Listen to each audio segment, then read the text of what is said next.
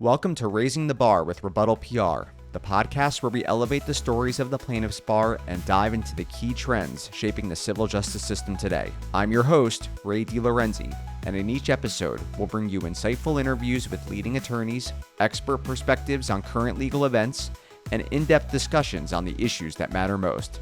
Now let's jump in. I think tenacity and having the resources and understanding how difficult it is goes a long way. And the law is not easy. Federal courts are not easy on plaintiffs' lawyers, and it's getting more and more difficult. I credit my team now. I've got this incredible team working with me. I've got some really talented younger partners and associates and paralegals and staff, and I've been really fortunate that way. Hey everyone, welcome to a new episode of Raising the Bar with RebuttalPR. I'm your host, Ray DeLorenzi, and today I am joined by Beth Graham, who's with Grant Eisenhofer. She leads their complex and mass tort litigation practice, and she also is a member of the firm's executive committee. Beth, thanks so much for joining us today. Good morning, and thank you for having me, Ray. So, Beth, I think as we talked before we start recording, I always like to figure out what makes people tick, and you've worked on some really big cases, but not unlike some other, I think, really esteemed plaintiffs lawyers, particularly in the mass tort and complex litigation space. You also were on the defense side earlier in your career. You say that as you almost had kind of a sullen look on your face when I said that. So tell me about why did you even become a lawyer in the first place? Why did I become a lawyer? That's an excellent question. And if I'm being completely honest, it's because I wasn't really sure what else to do with an English and poli-sci degree in New York City.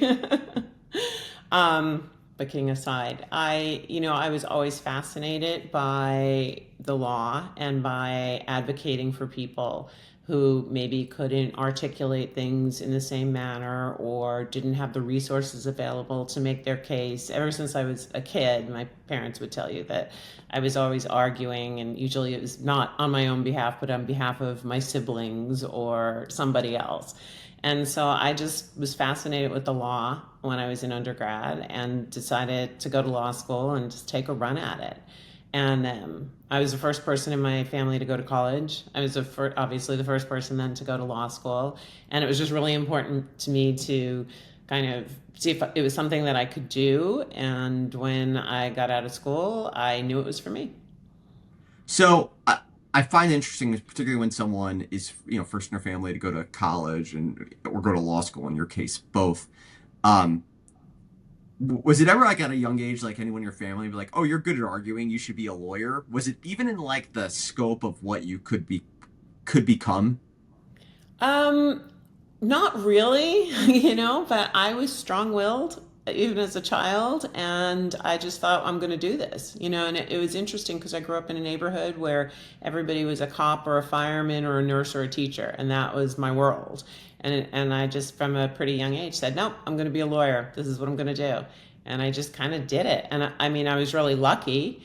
I don't know in hindsight, if it was skill, determination, grit, or a combination of that, but definitely a lot of luck. When you go to law school, you become a lawyer, and especially for people who at a younger age decide they want to do it, I always feel like their idea of what a lawyer is, and then they have kind of a rude awakening at some point. What was that for you? Yeah, it was a very rude awakening. So I graduated law school, I was 24 when I started practicing, which is shocking to me now. And I thought I knew everything because I took all these, important classes, and I wrote, and I clerked for a judge, and I did trial advocacy, and then I got to my first job, which was at a big defense firm, and I couldn't find my way around anything, and it was so intimidating. And I just remember thinking, oh my God, the secretaries know so much more than I do about the law. What am I doing here? So it was definitely from day one kind of a humbling experience, but I was fortunate. I had some really good mentors. So pretty early on in my career, they just kind of threw me into the deep end. And so I kind of learned from there, but it was definitely intimidating at first. But I just thought, well, I can't quit day one. And then day one became day 365, and all of a sudden I was a second year. So Yeah, they don't teach you what you really need to know in law school all the time. Tell me about working at a defense firm and that experience. Yeah. So again, I didn't really know coming out of law school what to do because I didn't really have, role models other than the ones I'd met in law school and my professors and the like. And back then, everything was I lived in New York City, everything was kind of geared towards big law, big law, big law. And they were the ones who came and recruited on campus. So naturally, I wound up at a big defense firm and found my way to California, which was in hindsight a blessing because I think I got a lot more experience going to big law in California at that point than I would have if I'd stayed in New York. I'd probably still be reviewing documents.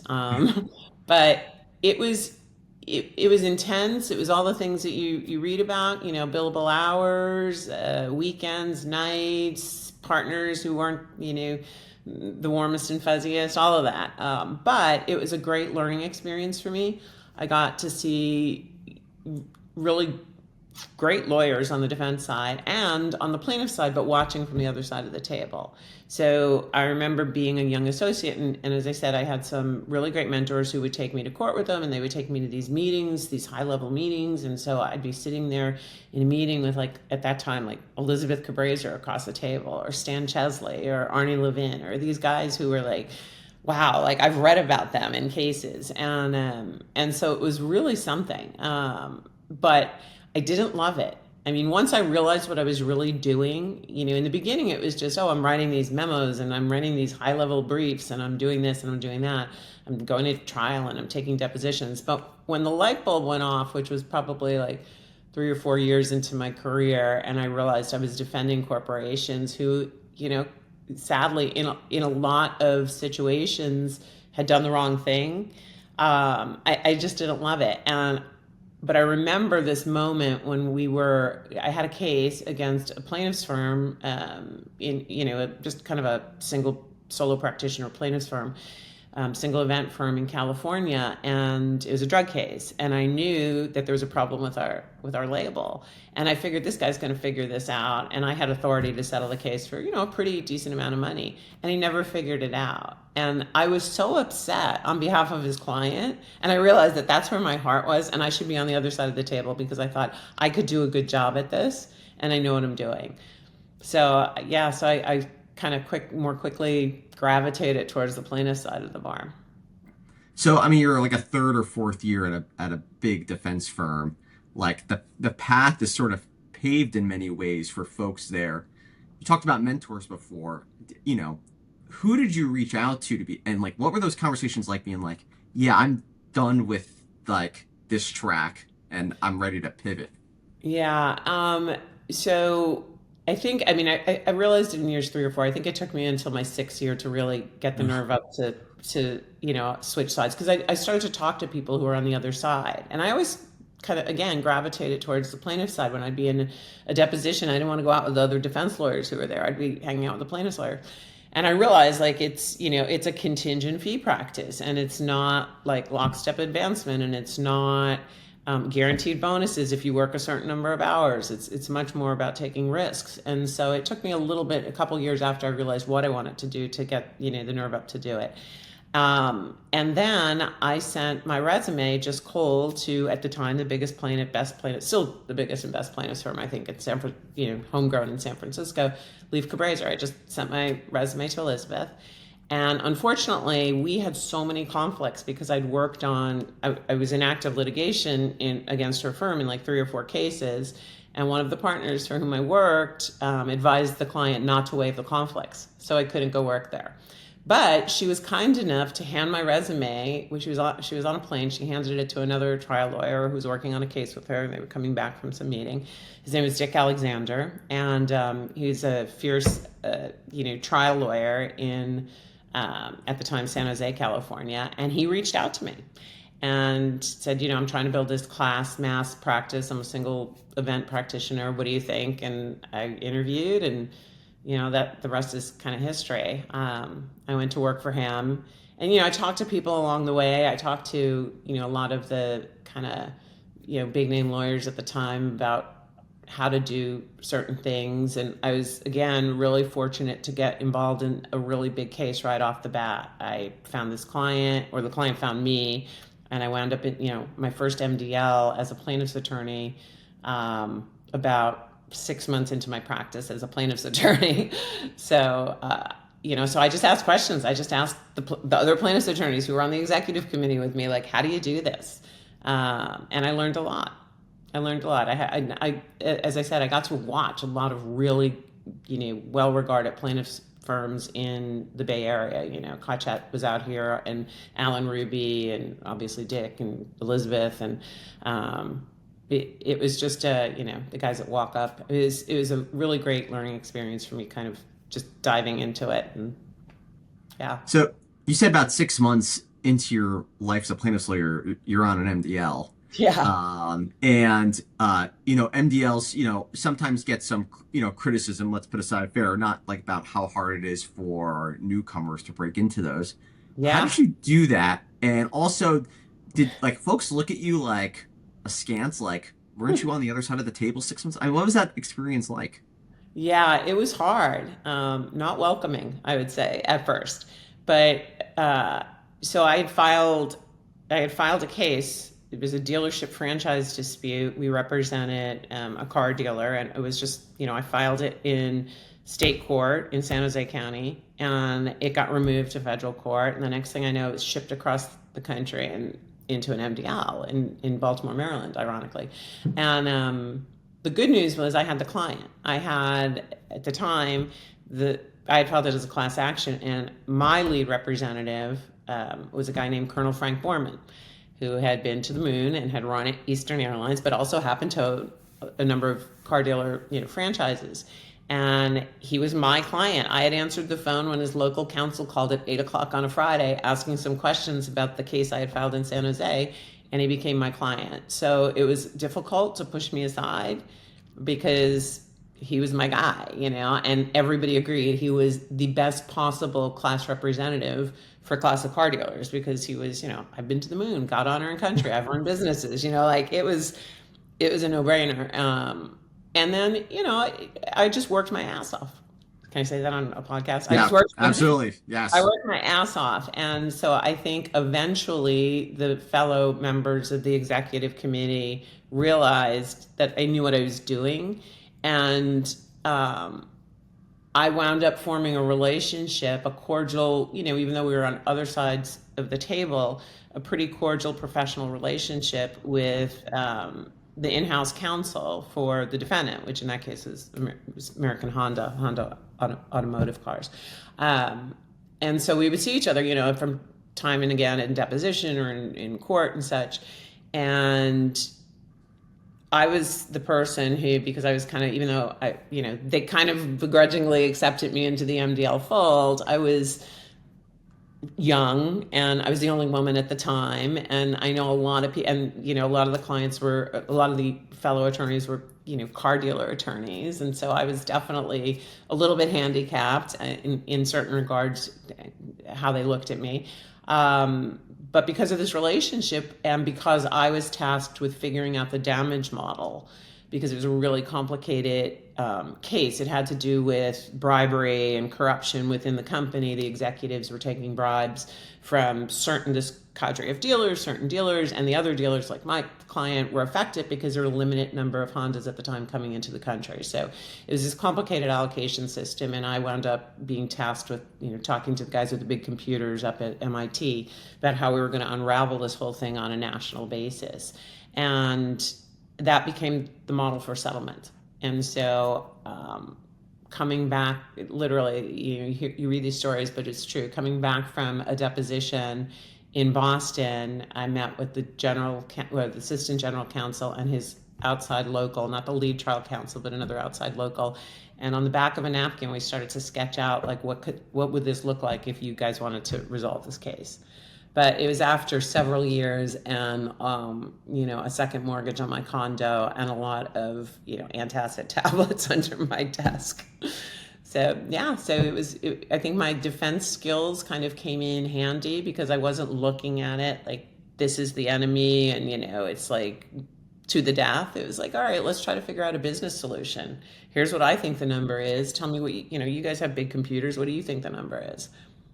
Do you think that your experience in big law, I'm not sure if it's like worn off at this point in your career, but do you feel like at least earlier on it gave you some, credibility with the defense counsel in cases that, oh, you know what, she knows what makes us tick, or they were like, yeah, you're the enemy at this point, so whatever.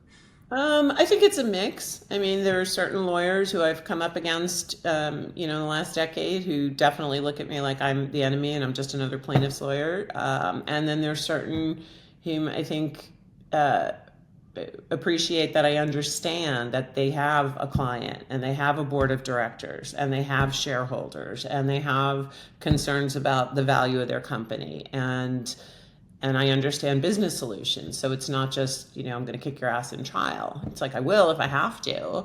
But I think I probably have gotten a little bit of credibility with like just coming in the door. There's, okay, maybe we'll give her a shot as opposed to, no, she's just doesn't understand and, is just the enemy. So I think it definitely helped. I mean, I don't know if it's worn off because I've kind of continued to try to use that as a model for resolution. Everything I learned when I was on the defense side, and try to kind of capitalize on that and learn even more from talking to my adversaries, whether it's in a courtroom or in a mediation room. Rebuttal PR is a strategic communications firm that works exclusively with the plaintiffs bar to market their firms and win high-stakes litigation. For more than 15 years, the nation's leading plaintiff law firms have turned to Rebuttal PR to create winning communications campaigns, ranging from billion-dollar mass torts and class actions to positioning attorneys in their markets to grow their businesses and make a bigger impact. What sets Rebuttal PR apart is the unique skill set of our team, which combines legal knowledge with public relations expertise. Our team's ability to understand the facts and law of a case, as well as the media landscape, means we can develop compelling, narrative-driven campaigns that resonate with key stakeholders and support your firm and legal strategy. Visit our website, RebuttalPR.com, to learn more. Now back to our episode. Again, we're joined by Beth Graham, who is a principal at Grant Eisenhofer and leads their mass tort and complex litigation practice. Beth, let's talk about and pivot to joining Grant and Eisenhofer and what drove that decision and that process as part of your sort of next stage in your career. Yeah, so as I said, I had started with a pretty prominent plaintiff's trial firm, and then one of the partners and I branched out, started our own firm. And then after we resolved that case and another coordinated case involving hip implants, my partner decided, who's about 12 years older than me, he decided he was ready to retire and do something else. And I really didn't want to run a firm by myself. So I took a couple of years and try to figure out, we continued to like wind down the firm. And as we were doing it, I was trying to decide what I wanted to do and if I wanted to bring more people on as partners, or if I wanted to do something completely different, like mediation, or if I wanted, to join another firm. And I had been friends, acquaintances with Jay Eisenhofer for a few years by then. We'd met kind of fundraising for different, political candidates.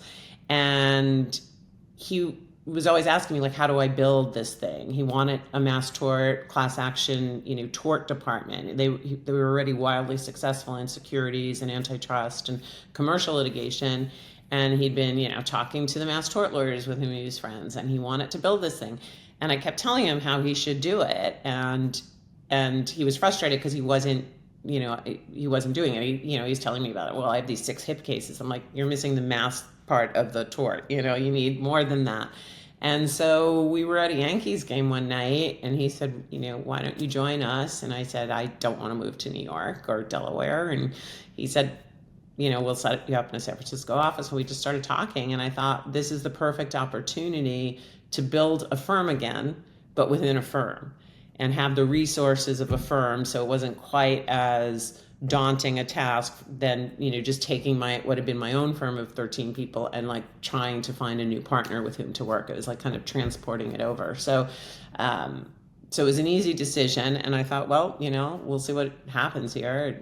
I'll build it build a firm within a firm, which is what I wound up doing. So we started with me and another associate and a paralegal, and now there's, I think, 42 people in my department. So, you've been wildly successful in terms of building that. And, there's a lot out there now where I think lawyers are like, you know what, we're going to bolt on a mass tort practice. We're just going to get into this. And, I think maybe also not appreciating the challenges with doing that. What do what challenges do you see, and why do you think you've had that success in building that, practice from that practice?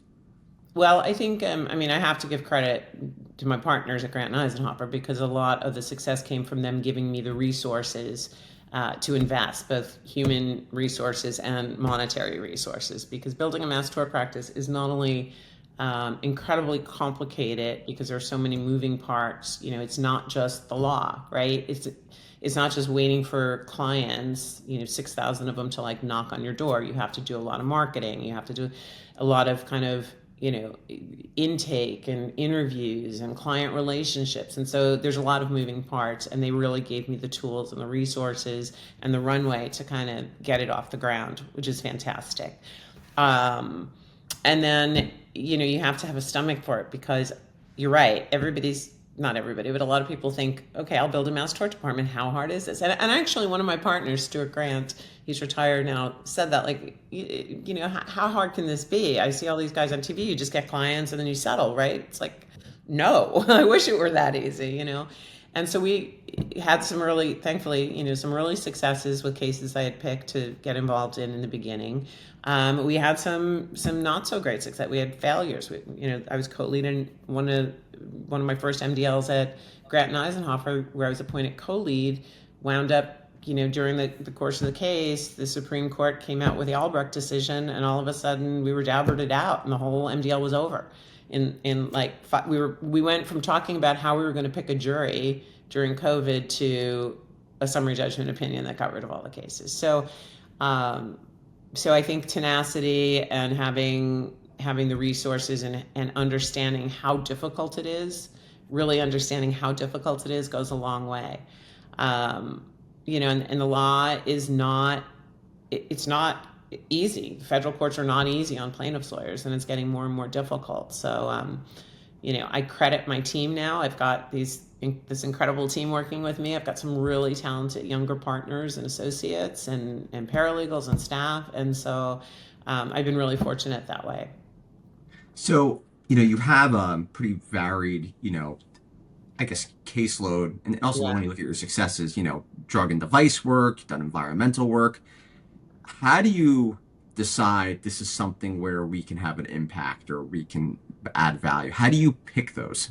Yeah, that's a good question.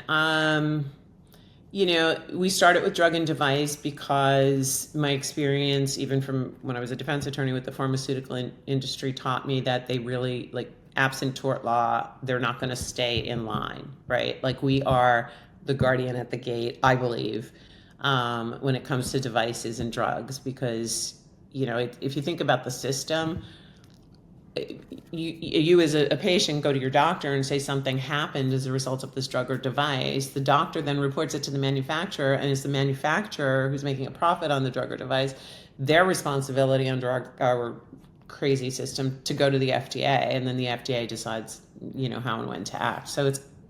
So I always gravitated towards those cases because it seemed like the playing field wasn't exactly level. But more recently, we've expanded the group to include single event catastrophic cases, which was kind of how I was raised up, so to speak. And I think those are important cases because, one, you've just got like one individual taking on usually a large corporation, and two, it trains my lawyers to think about a single case, a single plaintiff, so I like those cases. And if it's something that's like product liability that's in my wheelhouse that I understand, I'll take those on. We've kind of gravitated a little bit towards youth detention center cases and sexual assault cases, clergy cases in the last 5 years because we saw a need that wasn't really being met, unfortunately. There's a lot of institutional abuse that's being uncovered, and we really felt as a firm, I always kind of make the decisions in collaboration with my junior partners and with Jay Eisenhofer, who's the managing partner at the firm. And we look at where we can make a difference and how we can change the law and how we can advance the legislation and how we can, maybe just take a little chunk out of, preemption law or whatever it might be, and then how we can help the clients. There's some cases, I won't take on a case where I don't understand. Look, every day I have to learn something new about a drug or a device or an environmental toxin. That's easy. But if I don't understand the legal principles, I won't, it's just not something I get involved with. But then, I have to believe in the human story. Like at some point, if you're telling it to the jury, what is your client's story? And it has to be something that's like appealing to me. And sometimes it's just, put my finger in there and go, okay, what do you think? I don't know, and you just kind of do an early in my office focus group. Like, what do you think about this case? What would you say to this? And sometimes, and we spend a long time vetting our cases at the front end. Weeks, sometimes months. And I know who in my firm is going to say no to everything, and I go to them because they're a good sounding board, because they're like, oh, this isn't going to work, and here's the 20 reasons why. And then I know the people who are like, oh, that's a great story, let's go get them, and I kind of balance it, and I look at the flaws in the case. If I was a defense lawyer, how would I attack this case? So, I know you still hopefully have, quite a few years left in your career, but at this point, if you could pick the case that for you is tombstone, going to go on there, what is that case to you? Oh God, I don't know. I love doing the advocacy for children, because it's the natural extension of representing, victims of corporate abuses, now representing survivors of personal assaults. I don't know what the perfect case would be. I haven't found one yet, so so it's hard to conjure what it might be. But I also love keeping my hand in a little bit of everything. I like the environmental, but then, as I just finished this big environmental case. I'm like, no mas, I want to move on to something else. And right now I'm spending most of my time doing cases in Maryland and against the Archdiocese of Washington and up in New Hampshire because of institutional abuse of when childhood survivor cases. So I don't know what the perfect case would be. I don't know if there is a perfect case for me, to be honest.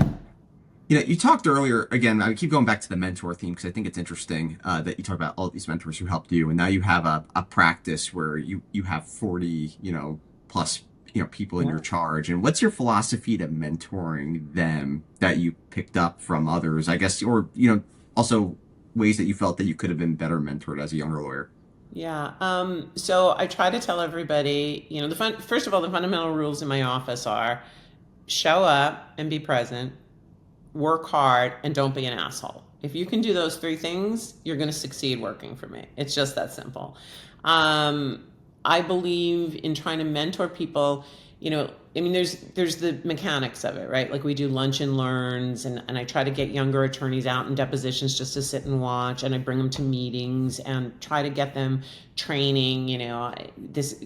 I take the time, if they've written something, instead of just redlining it and sending it off, I'll sit down with them and say, okay, do you know why I changed this? Or I'll put in the comment bubbles, here's why I'm changing this, so that they understand. And I try to do it, so right now I'm in the stage where I'm trying to teach my younger partners how to mentor. I think the fundamental thing about mentoring is making people feel safe enough to be able to ask the questions. And I tell them every single day, I've been practicing over 30 years, and every single day I learn something new. And if you're not learning something new, then you're not doing it right. And so it may be a tip I get from somebody who, hasn't been practicing as long, but I'm like, oh, wow, I never thought of it that way. Or it may be from watching somebody who's been doing something, better. I have a colleague with whom I've been in leadership in 3 cases now, and I just marvel at the way he can take a deposition. And so I'm always, even if I'm not at the deposition, I will watch the video of his deposition and I'll pick something up from it. But I think it's creating that safe space, if you will, to tell the people who work for you, there's no question that's too stupid. we all were there once. We all had to learn, and it's a learning they call it the practice of law for a reason. It's a practice, and every day you should be kind of like making yourself a little bit better. So you talked a bit earlier on, like bad Supreme Court precedent, and it's, tough to be a plaintiff's lawyer, particularly in federal court. What keeps you up at night? And also, I want to end with what makes you feel positive and hopeful about the work you do. Well, the current administration keeps me up at night, and the current Supreme Court keeps me up at night because it's unpredictable. I mean, look, I would rather have predictability. That's what the law is you want to expand it, and you want it to fit societal norms, and you want to advance it on behalf of the people that it affects, right? I mean, decades ago, who would have thought some of these cases could have even existed, right? But when you have this chaos that we have right now, it's really hard to say to a client, like, it's going to be okay. We're going to power through, and the law's on our side, because it's chaos right now. I mean, it does keep me up at night. What keeps me sane is there's still okay, I'm Californian, and I have to, shout out for California. I'm still like in my West Coast bubble enough of the time in enough cases that I have faith in the judicial system, because we have some incredible jurists out here, and our climate politically is very different.